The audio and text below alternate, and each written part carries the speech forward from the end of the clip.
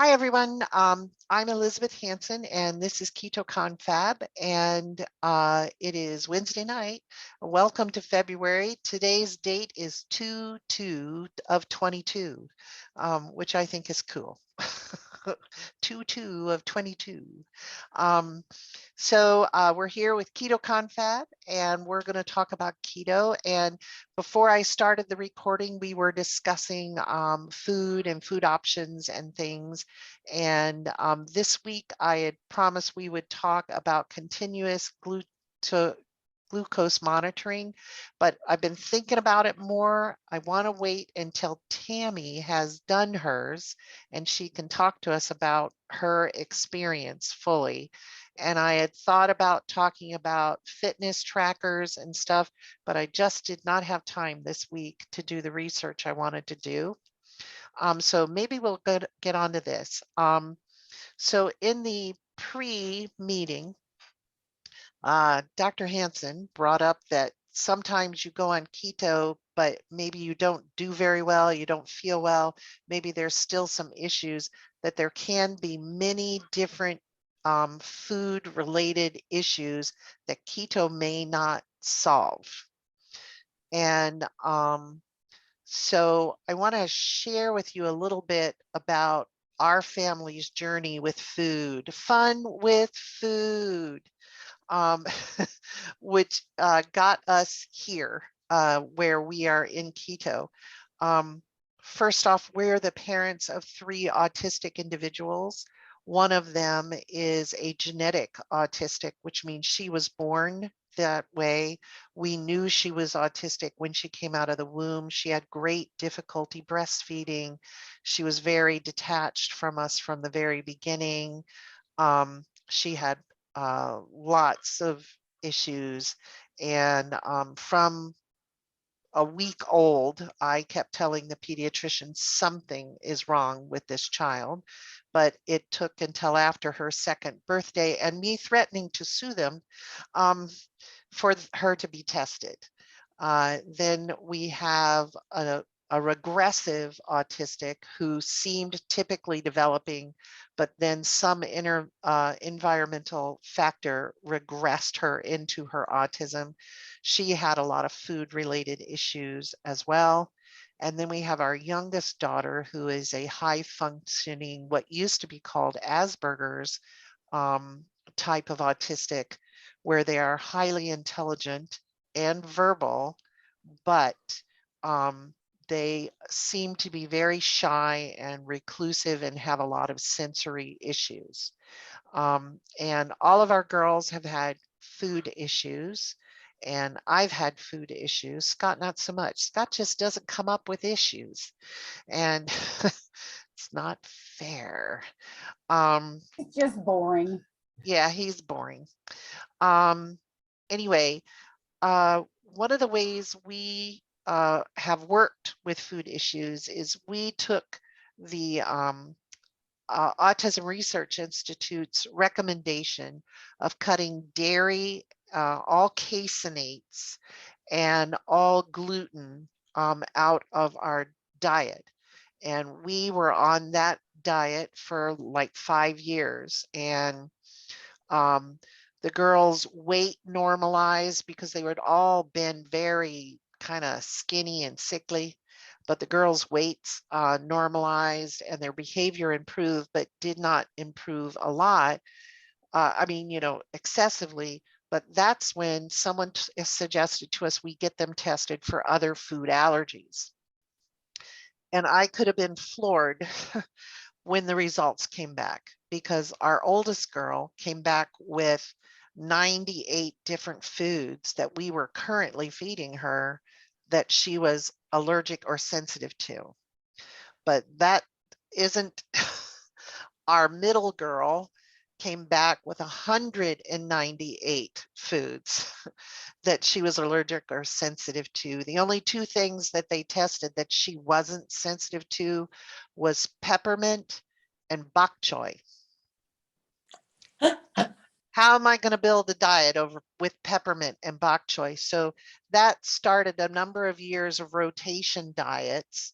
Our only grain was rice. our only meats were turkey and beef and chicken.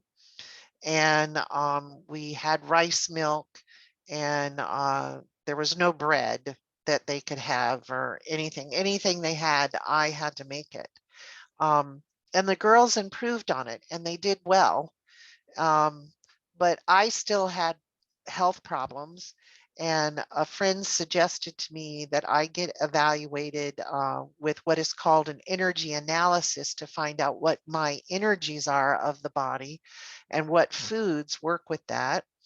And it is from traditional Korean medicine. It's called Satsang medicine.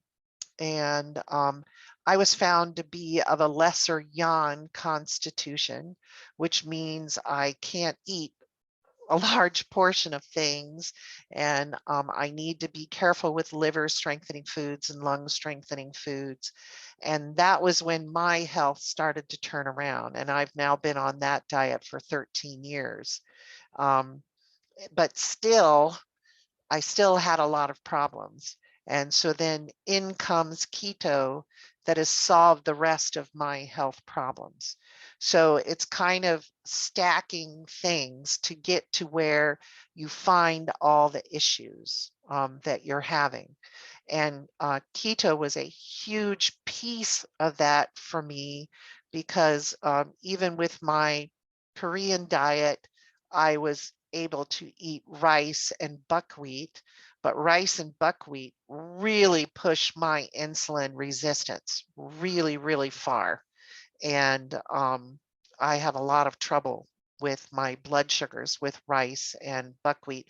And, you know, rice is so bland and so boring. Nobody thinks of it as a bad food. And but I would eat bowls and bowls of the stuff every day, not realizing what it was doing to my insulin resistance and my blood sugars and stuff, because I didn't start checking my blood sugars regularly until probably a year ago, about this time last year. And you know, but I was already on keto, so I had gotten rid of the rice, but I never realized. But Um, well, when you were pregnant though with our youngest child though, you did go through, Yeah, I did go through a period of time when right? I was Yeah, considered diabetic or gestational gestational diabetes. diabetes. And so I did check my blood sugar and stuff, but I was still eating the rice back then. Um, so there's lots of levels of food issues that you can have. And Patricia, your granddaughter that we talked about may have some of these different levels. And it's easy to get them sorted out. But then the thing is you have to install them. And I recently watched a video of a family who had a child with terrible seizures, lots and lots and lots of seizures, and they could not get her to eat. She wouldn't eat. Only thing she'd eat is French fries and something else. And they were convinced to take the child keto, but they thought she would never eat it. And yes, they went through 2 days, 2 very difficult days where the child was tantruming and seizuring and crying, trying to get the child onto keto. Um, but then after that, she just started to eat and the seizures dropped off and, you know, she was okay. We've had many, many crocodile tears over lost foods. Hannah can't eat grapes or strawberries or mango. Um, or cucumbers anymore. And she used to love those, but they are not part of her profile, her constitutional profile.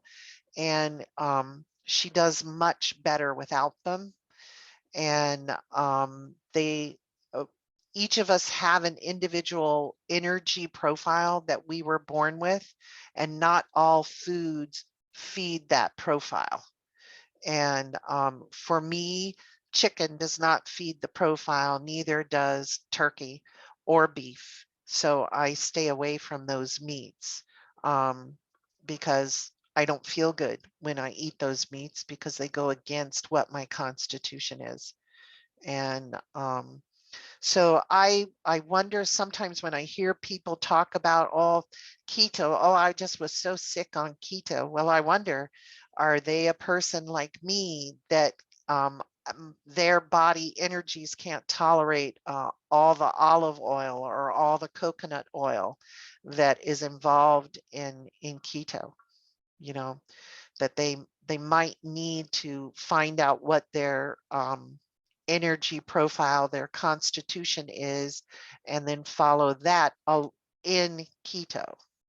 So anyway, so that's what I want to say about that. um, are there, What sure, is an Patricia. energy profile? What they do is they analyze when you were born, where you were born, and what time you were born, and they find out what energies were available at that time, and then they chart what your constitution is. And this is the constitution you're going to have all of your life. So like two sisters born at different times in the same place would have different constitutions. Mhm, mhm. Hmm. My elder sister was born in California 10 years before I was, and she was the exact opposite constitution of me. And my other sister was born in the same location as me, but 8 years before me, and she also is an opposite constitution to me. And these constitutions affect us in all sorts of ways. It's complicated, you know, but there's a fascinating book that I think I have sitting here. Just a second, I'll just hold it up in a second. Just a moment. There's a fascinating book that's at a lay person's level where you can read about the concept. Just a second.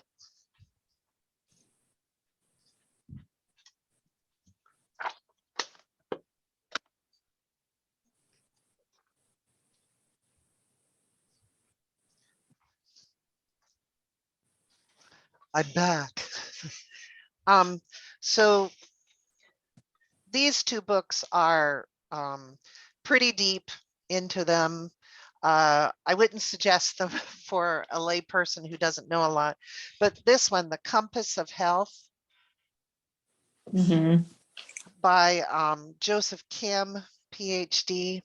It explains the whole concept of the Korean traditional medicine and how eating certain foods that aren't right for your constitution or your energy can actually leave you open to illness and disease and block your ability to heal. Like, I'm not supposed to eat dairy, but like I said before, I just love yogurt. Um, and I would love to have yogurt, but no, I can't because it opens me up to pneumonia. I mean, one year, I think it was 2016, I was traveling a lot for trainings and stuff. And so many times there was just nothing appropriate for me to eat. I would end up eating yogurt or cheese or milk product or something because chicken really makes me sick. So I just can't eat chicken. And I ended up getting pneumonia 6 times that year because of all the milk products, because my constitution does not tolerate milk products, just doesn't. So, and concentration and learning ability and everything can be affected, you know, by all sorts of stuff. And the Chinese have a very similar system. They have very similar ideas about food and whether certain people should or shouldn't eat certain foods and what foods are healthy for people who are suffering from this disorder or that disorder or whatever. It's not a foreign concept. Now, it's a foreign concept here in the West, in the Western world. But, you know, the way I explain it to my clients is there's the food that's available, which is the SAD diet. And then there's the food you like of the SAD diet. Then there's the food you're sensitive to or intolerant to, and the food you're allergic to. And then there's the food that you're energetically incompatible to. And I'm energetically incompatible to a lot of foods. But the thing is 75 or 70% of the world's population are the easier constitutions to be. Like Scott. Scott is a lesser yin. And I'm a lesser yang. And then there are greater yins and greater yangs. And the greater yins are the people who can eat everything except for like 5 foods. They can just eat anything. But we lesser yins are only about 20% of the population. And we are people who really mess up those medical research stuff because like they try a new drug on us and we're the ones that react the worst. You know, that's why I have a lot of drug allergies and why I break out in hives and can't take this and can't take that. I can't use Dr. Boz's BHB because it makes my heart race. It's probably because I'm a lesser yang.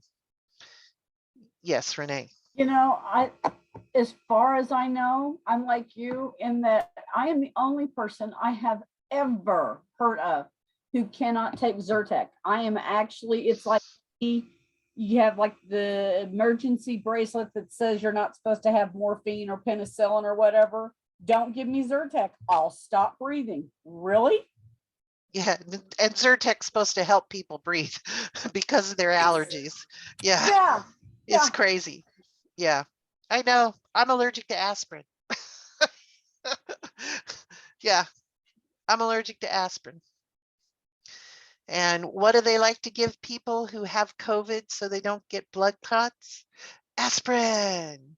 And I had to keep telling them, no, I was in the hospital for 2 days with COVID because I dehydrated. And they kept trying to give me aspirin. I'm like, people, I'm allergic to aspirin. Would you please look at the bracelet? You know? Anyway, yeah, it's very fascinating. I've been studying this for, well, it's been 13 years since I got my analysis done. And I've been studying it ever since, and it is fascinating. It explains so much about me. It explains why I had infertility. And, you know, so it's just amazing. And I incorporate it in the work that I do. I don't do the energy analyses. Although I've been reading about it and working with my clients with it, I don't do the energy analyses because I'm not trained enough. Most of the stuff about how to do the energy analysis is written in Korean, and I don't happen to read Korean. Japanese I can read. Spanish I can read. Korean, no. Google So Translate can be your friend at times. yeah. And Google Translate Chinese. messes up stuff too. This is true. Yeah. So anyway, all right. I do want to make a little side note about that sentence. We had we hosted a Chinese boy for 7 years. And he went away to college, and I bought him at a yard sale. I bought him a rice maker because he loved, of course, rice all the time. And I got it home and I said, oh no, this is Korean on here. It's not Chinese. I thought it was Chinese. It was Korean. The instructions were. He said the characters are the same in Chinese as in Korean. They're written a little bit differently, but these characters mean the same thing, like hot, cold, on, off. The instructions were, he could read all the instructions in Korean, even though he didn't know any Korean. I thought that was fascinating. The interesting thing between the Chinese, the Korean, and the Japanese is they do share the ideograph type of writing. It is different in Korean. Like this writing on this book here, this is Korean. And the Japanese would say, no, I can't read that at all. But on the back of the book, there are some names, titles of books. Those are in Chinese. The Japanese use Chinese characters. The Koreans use Chinese characters, but the Japanese and the Koreans also have alphabetic characters. The Japanese have two symbol systems for an alphabet, one to use with foreign words from other languages, one to use with their own languages. And that's how they start children. The children start learning the hiragana. And then when they get a little older, they learn the katakana. And then they learn the kanji, and the kanji is the Chinese. The Chinese only have the kanji. Koreans also have an alphabetic sound symbol system that they teach their children, but then they get into the kanji. And yeah, so they can make things out among the three languages. The problem is traditionally the Chinese, the Korean, and the Japanese do not like each other very much. They squabble. They're like brothers that squabble. They've had some pretty nasty wars together. Yeah. Yeah. And both the Koreans and the Japanese blame the Chinese, but the Chinese blame the Japanese. They're with the Koreans, they blame the Japanese. And you know what? I think there's guilt all around. But it used to be in Japan, the Koreans or the Chinese that lived in Japan were treated very poorly, like second-class citizens or worse. And that's not right. Anyway, okay. I want to make one more comment just because no one else is speaking up. I'm Irish. My family, I'm only second generation American. And the British were not very nice to us either. Oh no, they were very bad. So there's lots of cultures that have been mistreated by other cultures. It's not just the Chinese or the Japanese or whatever. Yeah, I mean, okay, sorry, the atrocities of man against man, we could write a huge long list. I mean, the governments that have oppressed their own people, such as Mao Zedong and of course Hitler, and who's that other guy? Mussolini is in that. Stalin is in that. I mean, come on, man's inhumanity to man has been apparent throughout the centuries. And maybe American food manufacturers are the ones that are torturing all of us with the sad diet. I mean, whose big idea was it to take the fat out of everything and put in a bunch of sugar that's just going to make us sick and addicted to it, It was all based on a flawed test. Yeah. I was reading about that the other day. They had been doing some studies, and the person who did the study had some flawed information in their studies. But the government entity who had asked them to run this little study was like, oh, but we like what we see here on everything else, and just ran with it. Mhm. Yeah, we've been duped, people. Did you guys hear? I know I heard it on another group, but I think it's Prime Video. You can watch a show called That Sugar Film, and it is the best explanation about how devastating sugar is. And also it gives you a little bit about the history that we were just talking about how, like when Eisenhower died, they Mhm. attributed it to too much fat in his diet. And they said the sugar's fine. It was just too much fat in his diet. Mhm. And so they blamed it all on fat. But Yeah. anyway, that Sugar Film is a good film to watch if you. It's 2 hours long though. Sorry. Yeah. But- No, that's all right. I like watching a good film. I was working with a new client, and she has a lot of health problems, and we hadn't met yet, but we were talking over email, and she was telling me all of her problems and everything.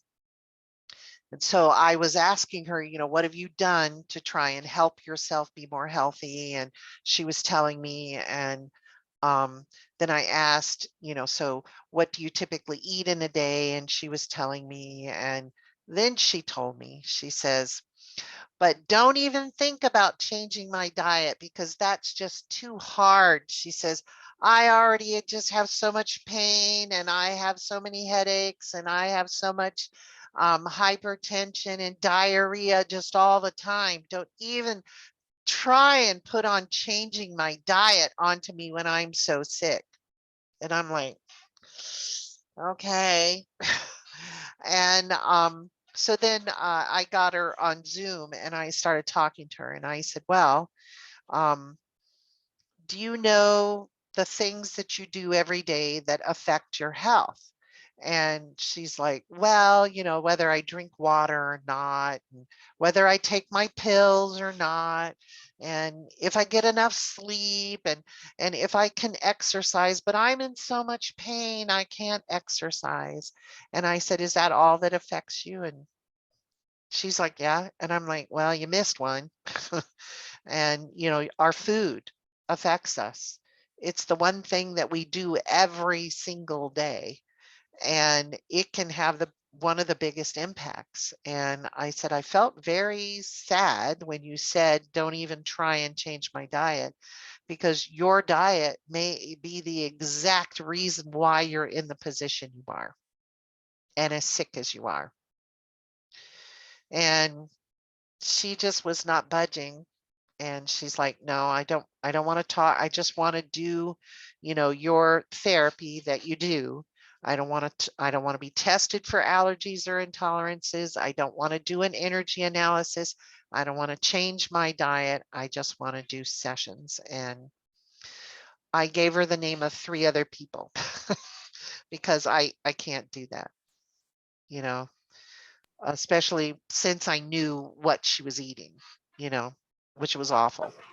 Well, and people don't understand that if they're coming to you, me, anyone in this group and is asking for information or for help in a situation, they need to understand that they came to us for a reason, that apparently we have a kernel of knowledge that they don't have. And I mean, you're absolutely right. You can't help the person who, in essence, will not help themselves by changing something minor. And it's a harder thing to do. And sometimes the best thing you can do is give them the little piece of information. And like you did, Elizabeth, just say, okay, it was nice knowing you, and here's someone else who can work with you, and let it go, and then let them try and sort it out themselves. Yeah. I told her, I said, when you're ready to really attack what's going on in your system, come back. But, if you just want sessions, and the way I explained it to her is our bodies are like our house, and our bodies want to be at a certain temperature and a certain humidity, and they want, you know, they want enough room to breathe. You know, they don't want the place all packed up with stuff, you know, like a hoarder's house. But you can clean your house all day long, you know, and get it all straight and everything. But if you've got a wildfire going in the fireplace and you're throwing wood and gasoline on it all day, you're going to just have to keep turning up that air conditioning to get it, you know, back down to the temperature you're comfortable. And I think food is that gasoline and wood on the fire. And you know, why turn up the air conditioning when you can just stop putting the gasoline and the wood on the fire, you know, so that your house is uncomfortable. And, you know, I, the, the problem with me is I want to help people. But if they're not willing to help themselves, I can't help them, you know, it's Well, plus you need to treat the whole person, not just part of the person. right. And, you know, when a person goes to a doctor, they say, Doc, I got a headache and I got acid reflux and I got this diarrhea. It's just terrible. So you come back with, you know, something for your headaches and something for your acid reflux and for your diarrhea, right?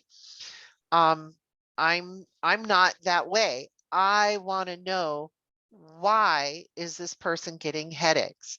Why do they have the acid reflux? And why do they have the diarrhea? You know, let's find out the why so we can correct it. And then, you know, I can do sessions to correct it, or they can, you know, stop drinking that beer. You know, like our daughter Hannah, she used to eat a lot of grapes, but then we found out through her energy analysis that she should not eat grapes and or have grape juice or grape jelly. No more of that. No grapes, no time ever. And her whole personality changed, and her ability to attend to schoolwork and stuff totally changed just from cutting out grapes, you know. And what if she would have told me, I'm not going to cut out grapes.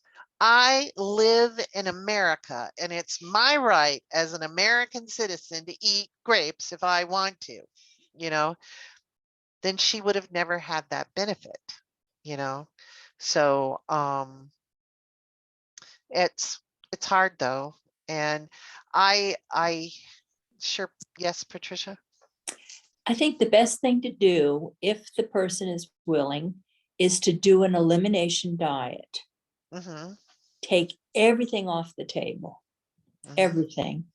And then one by one, bring them back Mm-hmm. and wait 24, 48 hours to see if there's a reaction to each thing. It takes a long time, but Don't I know it?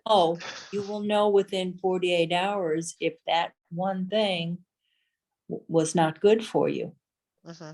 And I told you guys about that diet before. It's called the Plan from Lynn Janae Recitas.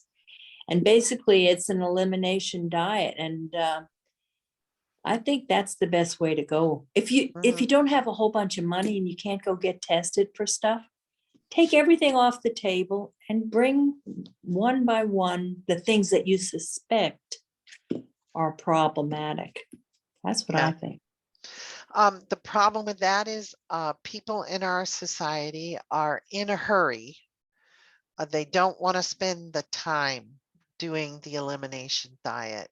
And the other thing is we are so used as Americans to being able to have anything we want and everything we want, as long as we have the money to buy it, you know, like that. And, you know, it's a problem. But I agree with you, Patricia. The elimination diet is a good idea if you can do it. But so many parents don't want to do that to their children. Well, my children are going to die if I don't let them have dairy for a week, you know? Yeah, no, I literally have been told that by parents. We can't take dairy out of her diet for a week. Or the bigger one is wheat. We can't, how, what would we feed her? Oh my goodness. You can't figure out chicken and rice instead of chicken and bread. I mean, come on. But yeah, food and food issues are big in Americans. I think they have more issues than like the uh, authentic Japanese that live in Japan. You know, Scott and I lived in Japan in the 90s, and I lived there before in the 80s, and they just didn't have the hangups we have about food. Maybe they do now because they have all our fast food there, and Japanese people are getting fatter and fatter because of it. Um, but, you know, a lot of people, a lot of other countries don't have the food hangups we have. Uh, I, I like to watch British shows, you know, and they have this one that I watch sometimes on YouTube. It's a GP's office, and these people come into the GP and they've got this problem or that problem, this problem, that problem. And boy, they follow some of the people at home, and you know, here's the diabetic lady who can't even walk on her feet because she's got so much neuropathy, and she's in her wheelchair going to go and get takeaways, you know, take out food, and it's all crap, you know. And she's like, I can't stand on my feet long enough to cook for myself, so I only eat takeout. I'm like, oh, lady, if you would just give up your takeout, you know, you'd probably be much healthier and everything. But we in the Western world have a lot of hangups about food. Um, During a session once with someone, her body wanted to clear the allergy to soy that she had, and it asked that she stay away from soy for 5 days. And I told her if, you know, with the treatment I was going to do, if she stayed away from soy for 5 days, she would, number one, feel better, and number two, we could get rid of her soy allergy. And she's like, I can't do it. I'm not going to do it. I'm like, okay, great. So you just wasted your money coming to me and getting a treatment because you're not willing to give up soy for 5 days. And she's like, I go out to eat every day. I don't know what's in the food I eat. And breakfast, I just grab cereal, and I just don't have time to be messing around with this and that. And I'm like, okay, all right. So, and I think that's one reason a lot of people think that keto is so hard, because you have to think about what you're eating, and you can't just run into McDonald's and get the special for the day. You know, you have to consciously think about what you're putting in your mouth. Yes, Renee. I was just gonna say, you know, we are our own worst enemy. Oh, yeah. So many times, you know, because, you know, we think, well, but that particular aspect of that diet, that won't need to be applied to me, you know, because I'm going to be different. And I can do that without following this little part of the diet, and it'll work perfect for me. And then when it doesn't, they find out, they think, well, this doesn't work for me. It just doesn't, you know, I don't know what went wrong, you know. And then when you start walking back through it, and I've done this, and I'm not with, I mean, yes, I've done it with other people, but I'm really hard on myself too, because I'll go back and say, well, that kind of flopped. What in the world did I do? And then I go back and I realized what I left out, or what I put in I shouldn't have put in. But we're our our own worst enemy because we want to do it our own way, not really the proper way to do it. And we don't want to give up something because we think we are losing something when in fact, we're actually gaining so much more than that sugary item, for instance, that wants so bad. We're giving up the pain along with the sugar, we're giving up the insomnia, the bathroom issues, the back issues, the allergy issues when we give up those things. But we don't see it as that. What we see it as being told we can't do what we really want to do. I agree with you, Renee. As a person who, if I didn't know what I knew before I started keto, I probably would have failed.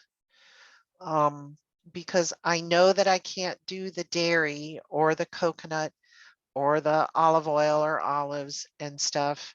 And I can't do the chicken or the turkey or the beef.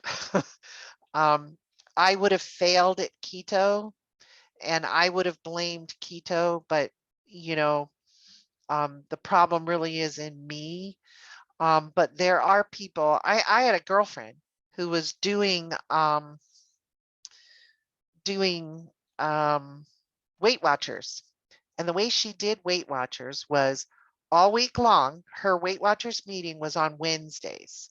All week long, she would count her points and be very careful about every morsel of everything that went in her mouth. And then on Wednesdays, she would not eat supper before going to the meeting and everything. And she'd go to the meeting and she'd get weighed and they'd do the meeting. And then as soon as the meeting was out, off to a restaurant, and she would eat like a little piggy. And she would not follow any of the ideas of Weight Watchers at all. And she would just eat everything. And then the next day she'd start over every single week. And she kept telling me, boy, Thursdays are horrible. It's like I went out and got drunk and I'm just sick. Sometimes I throw up. Sometimes I have diarrhea. Sometimes I'm constipated. I usually feel like crap and everything. And I'm like, why do you do this? Well, it's working. I've lost 20 pounds in the last 5 months. And I'm like, but every Thursday you felt like crap. And the rest of the week you feel like you're depriving yourself of food. Why do you do this? I don't know. Sometimes I don't understand people. It's a little after 8, and unfortunately I've just gotten a bad text from a client. They're in distress, so I'm going to have to close out this meeting. I'm sorry we haven't talked much about keto and stuff, but maybe I needed to get it all off my chest or something. Well, I'm sorry that you're having that situation. I'll be praying for her. Yeah. Thank you for what you do, though, Elizabeth. I appreciate it. Yeah. She's had a lung collapse. So, yeah. So I better go. So everybody, next week, Tammy, you're starting your glucose monitor this week? No, I'm having the interview with the doctor to get the, to get the thing, and then it'll have to be sent to me. So I don't know when I'm going to be starting it, but I'll give you updates and we can ask, and we'll see how my phone call goes this week. And Okay. Anybody have any suggestions for next week's meeting? Something you'd like to cover? Would you like to talk about fasting or exercise or, I don't know, books to read, anything? not especially at the moment, but I did put a link to an article that you might want to read in the chat about Oh, okay. Our continuous glucose monitors are a waste of time for people without diabetes, and it's from a doctor Okay. who I like, Peter Attia. I don't know if you ever heard of him. I don't think I have, but But others might have. yeah. So I really like him and his videos. And anyway, he wrote this blog post on that. So you could, just interesting to read it on why he disagrees with that statement. So, Oh, he disagrees with it. well, Okay. yeah, Okay. yeah. Oh, yeah, he does them. And Okay. gives them to his patients without diabetes too, you know. And anyway, yeah, he's for them. Okay.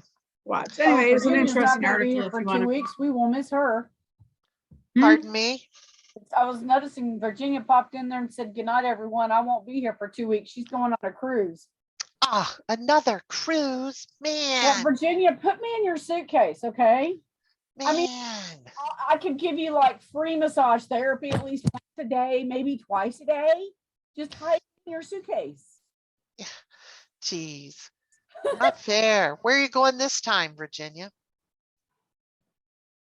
Oh, you're You're muted. muted, baby.